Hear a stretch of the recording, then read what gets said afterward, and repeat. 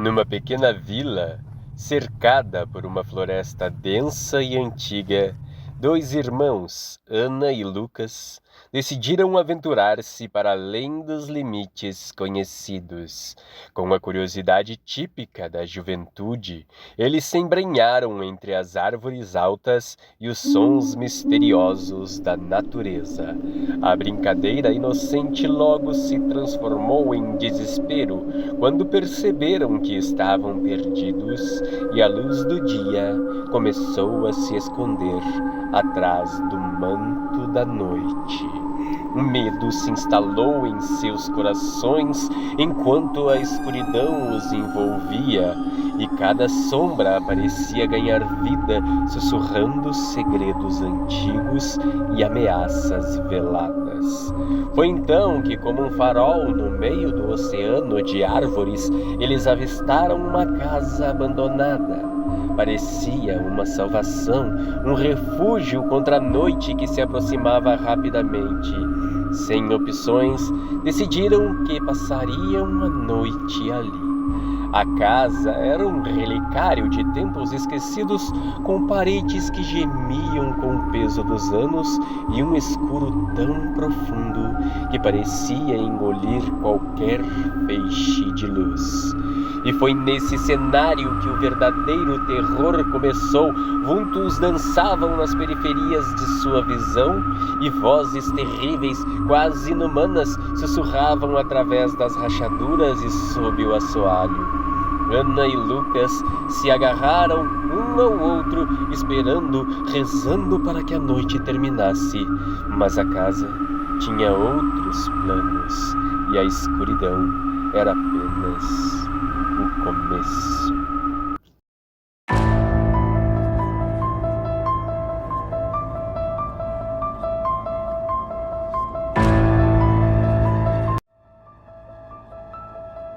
Dentro da casa, cada passo dos irmãos era acompanhado por um coro de tábuas rangendo, como se a própria casa estivesse falando com eles. Eles encontraram um velho candelabro e acenderam algumas velas, mas a luz trêmula apenas servia para criar mais sombras, cada uma parecendo ter vida própria.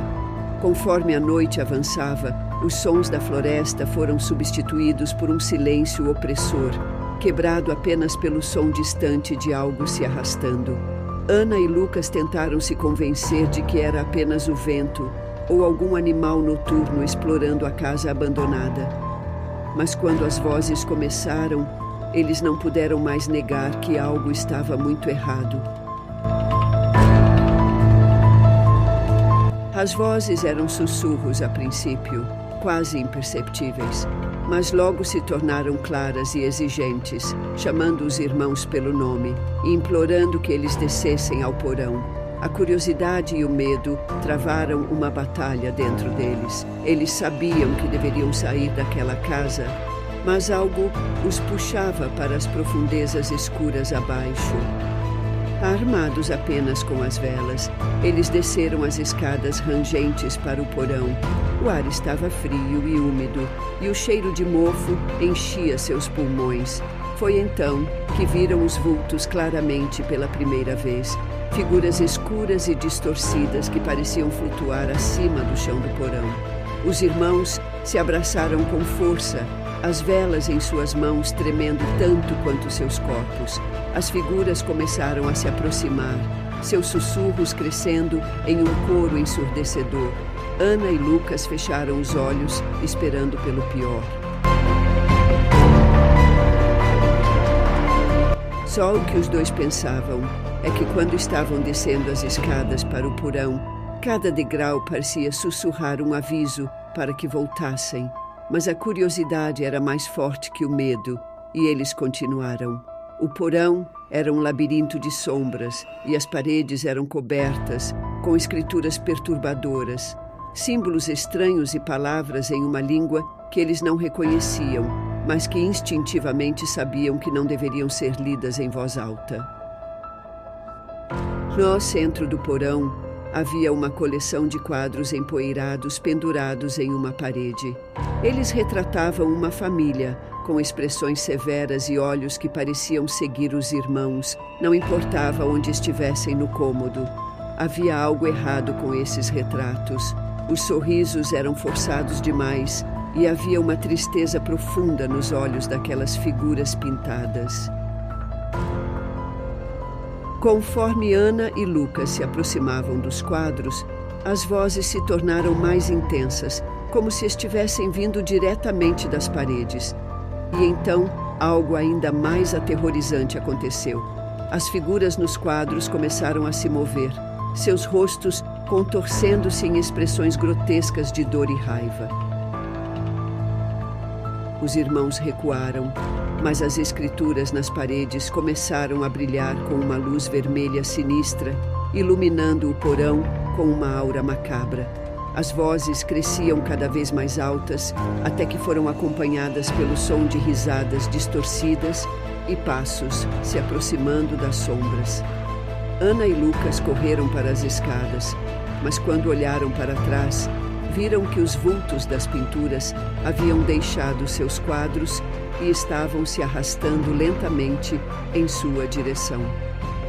Foi quando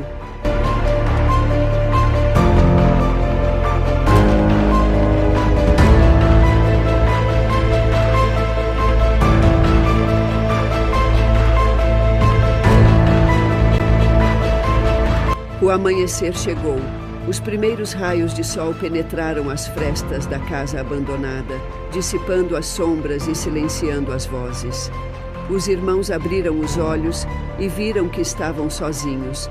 Não havia vultos nem vozes, apenas o silêncio reconfortante do novo dia.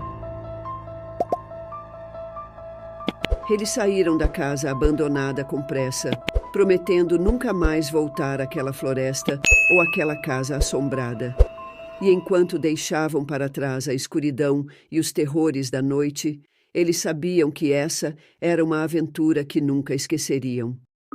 A verdadeira natureza do que estava na casa é um mistério que permanece sem resposta. Pode ter sido o produto da imaginação fértil das crianças, alimentada pelo medo e pela escuridão. Ou talvez a casa realmente abrigasse espíritos ou entidades de outro mundo, presos entre as dimensões. Imagine sua própria versão dos acontecimentos. O que você acha que estava na casa? Conte-nos nos comentários.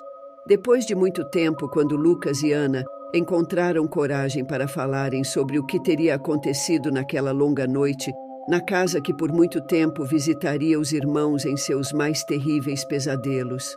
Eles falaram sobre a ideia de um portal, sugerindo que a casa poderia ser um limiar entre o nosso mundo e um reino desconhecido, cheio de mistérios e seres sobrenaturais.